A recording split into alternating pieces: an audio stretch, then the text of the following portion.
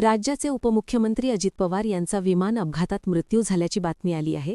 या विमानातनं एकूण 6 जण प्रवास करत होते. मुंबईत सकाळी विमानाने उड्डाण केलं तेव्हा वैमानिकासह या विमानात 6 जण होते, ज्यामध्ये अजित पवार, त्यांचे सुरक्षारक्षक आणि इतर कर्मचारी होते. बारामती इथं लँडिंग करत असताना सकाळी 9च्या दरम्यान हा अपघात झाल्याचं सांगण्यात येतंय. डीजीसीएने विमानातील 6 जणांचा मृत्यू झाल्याचं कन्फर्म केलंय.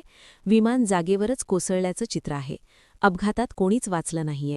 नेमका हा अपघात कसा झाला हे अद्याप पुढे आलं नाहीये, पण अपघातात अजित पवारांचा जागीच मृत्यू झाल्याची बातमी आहे. राज्याचे उपमुख्यमंत्री अजित पवार यांचा विमान अपघातात मृत्यू झाल्याची बातमी आली आहे. या विमानातनं एकूण 6 जण प्रवास करत होते.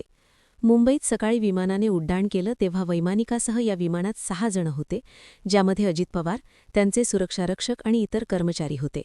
बारामती इथं लँडिंग करत असताना सकाळी 9च्या दरम्यान हा अपघात झाल्याचं सांगण्यात येतंय. डीजीसीएने विमानातील 6 जणांचा मृत्यू झाल्याचं कन्फर्म केलंय. विमान जागेवरच कोसळल्याचं चित्र आहे. अपघातात कोणीच वाचलं नाहीये.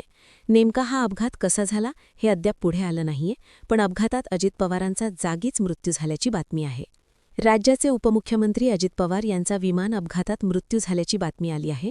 या विमानातनं एकूण 6 जण प्रवास करत होते. मुंबईत सकाळी विमानाने उड्डाण केलं तेव्हा वैमानिकासह या विमानात 6 जण होते, ज्यामध्ये अजित पवार, त्यांचे सुरक्षारक्षक आणि इतर कर्मचारी होते. बारामती इथं लँडिंग करत असताना सकाळी 9च्या दरम्यान हा अपघात झाल्याचं सांगण्यात येतंय.